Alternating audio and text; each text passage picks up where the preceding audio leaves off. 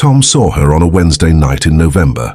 He had gotten up to use the bathroom. Nothing special, nothing strange, just a man in his 50s walking down a dark hallway in his own house. On his way back to bed, he passed the small window at the end of the hall, the one that looks out over the cornfield. He stopped. There was a woman standing in the field. She was far away, maybe 60 feet in, deep between the rows. She was wearing something white. Her hair was dark and long. She was perfectly still, not swaying, not shifting her weight, not looking around, just standing, facing the house. Tom pressed his hand flat against the cold glass and stared. He told himself it was a bag caught on a stalk, a piece of plastic, a trick of the moonlight on the pale corn silk. He told himself all of these things while staring at the clear and obvious shape of a woman who was standing in his field at 2 in the morning and not moving. He watched her for 10 minutes. She did not move once. He went back to bed. He did not wake Mary. He lay on his back and looked at the ceiling and listened to the field outside, the soft, dry sound of the corn moving in the wind, and told himself he would check in the morning and find nothing and feel foolish. In the morning he walked every row. He found nothing. No footprints, no torn plastic, no sign that anything had been there at all. He stood in the middle of the field with the cold morning air on his face and felt the first small finger of fear press against the back of his neck. She came back the next night. Tom knew she would. He had not admitted this to himself during the day, but some part of him had known because he found himself unable to sleep, lying in the dark with his eyes open, waiting. At 2:10, he got up, went to the hall window, and looked out. She was there, same spot, same white, same stillness. Tom's mouth went dry. He watched her for 20 minutes, then 30. She did not move. She did not turn her head. She did not reach out and touch the corn on either side of her. She just stood there, facing the house, and the longer Tom watched her, the more certain he became that she was watching him back. He started going to the window every night. He told himself he was checking, gathering information, being practical about it, the way a farmer is practical about everything. A sick animal, a broken fence, a strange sound from the equipment shed. You observe first, you figure it out. But he knew it was not just practicality, it was the fear, and wrapped up inside the fear like a seed inside a piece of fruit, it was something else. Curiosity. A dark and helpless curiosity that pulled him out of bed night after night and planted him in front of that window. Who was she? What did she want? Why did she never move? Why did she come back? Why was she always facing the house? On the 5th night, Tom noticed something new. She was closer. Not by much. Maybe 5 or 6 feet. But he was certain of it. The night before, she had been between the 4th and 5th row. Tonight she was between the 3rd and 4th. She was moving, just not when he was watching. Tom gripped the window frame hard enough to whiten his knuckles and thought, "She knows I am here." On the 9th night, Tom went out. He did not plan to. Or maybe he had been planning to for 9 days without admitting it. He put on his boots and coat in the dark kitchen, moving quietly so Mary would not hear. He picked up the flashlight from the counter. He thought about the rifle under the bed. He went back and got it. The back door opened without a sound. The cold hit him hard. The field was silver and black in the moonlight, the stalks tall and close together, and somewhere in there between the rows, she was standing and waiting. Tom walked toward the field. He told himself to stop. His legs kept moving. This is what curiosity does to a person. It walks them straight toward the thing their fear is screaming at them to avoid. He passed the fence post. He entered the field. The corn closed around him on both sides, rustling softly, and the smell of it was cold and earthy and very real. He could see her between the rows ahead. He slowed down. His heart was hitting the inside of his chest hard and steady, like a fist knocking on a door. He raised the flashlight. The beam cut through the dark and landed on her, and for a second, he saw only the white dress and the dark hair. Then she turned her head and looked directly at him. Tom froze. It was Mary's face.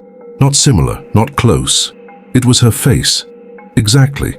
The same eyes, wide set and dark. The same small straight nose. The same mouth, the lips slightly parted. The same fine scar above the left eyebrow, a thin white line she had gotten falling off a fence when she was 8 years old. She had told him the story 100 times. Tom could not breathe. He could not speak. He stood there with the flashlight beam trembling because his hand was trembling, and the thing with Mary's face looked at him and tilted its head.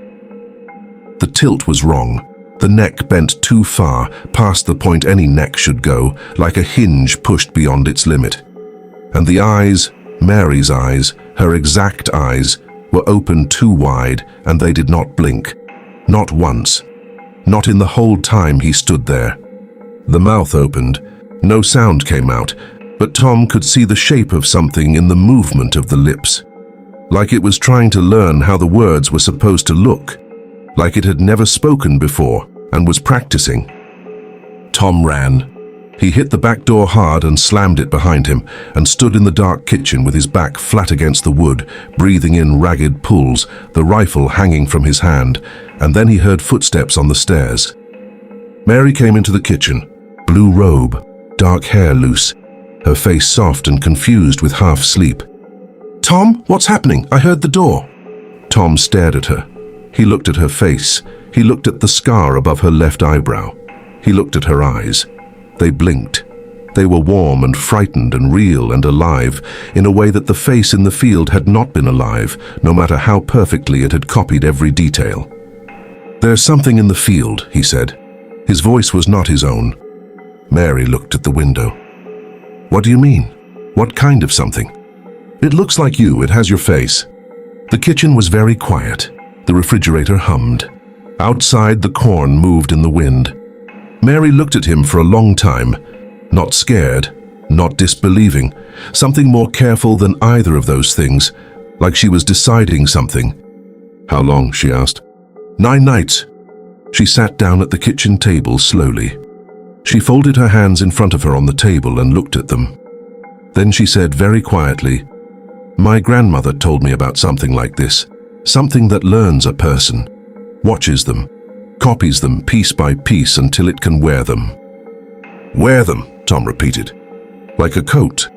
Tom sat down across from her. He put the rifle on the table between them. They both looked at it. "How do you stop it?" he asked. Mary looked up. Her eyes were steady. Her voice was steady. Everything about her was steady and solid and real, and Tom wanted more than anything in the world to believe that, to just believe it completely without the thin, cold doubt that had crawled into him and would not leave. "You don't let it finish," she said. "If it finishes copying you, if it gets everything right, then it doesn't need to stand in the field anymore." She did not finish the sentence. She did not need to. Tom looked at his wife across the table. He looked at the scar. He looked at the eyes. He looked for the wrong tilt of the neck, the unblinking stare, the mouth moving without sound. He found nothing wrong, but that was exactly what it would want him to find. Tom sat up with the rifle all night. Mary sat across from him. They drank cold tea and spoke in low voices and watched the window. The cornfield was dark and quiet.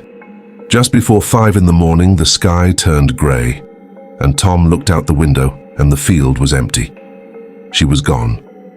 He exhaled. His whole body shook once, a single shudder, and then went still. When it was fully light, he walked the field. He walked every row, back and forth, all the way to the far fence and back. He found it in the center, a perfect circle of black earth, about 3 feet wide, right between the rows where she had always stood. The dirt inside the circle was dry and dead and dark, like something had burned the life out of it from underneath. Around the edge of the circle, pressed deep into the soft ground, were footprints. They went in. They did not go out. Tom stood over that circle for a long time. The wind moved the corn around him. The sky was pale and cold above the stalks. A crow called somewhere in the far trees. He went back to the house. Mary was making eggs, blue robe, dark hair, small scar, eyes that blinked. He sat down at the table and watched her. "It's gone," he said. "Yes," she said. She did not ask how he knew. He watched her set the plate in front of him. He watched her sit down across from him, He watched her eat. Everything was right. Everything was exactly right. The way she held her fork. The way she looked out the window at the field while she chewed. The small sound she made when the coffee was too hot. Everything was perfectly, exactly, completely right. And that was the thing that stayed with Tom. Not the figure in the field. Not the face with the wrong neck and the unblinking eyes. Not the circle of dead earth. What stayed with him was this. The Skinwalker had been watching Mary for 9 nights, learning her, copying her, getting closer to perfect with every single night. By the 9th night, it had been very close. Tom ate his eggs. He looked at his wife. She smiled at him. He smiled back.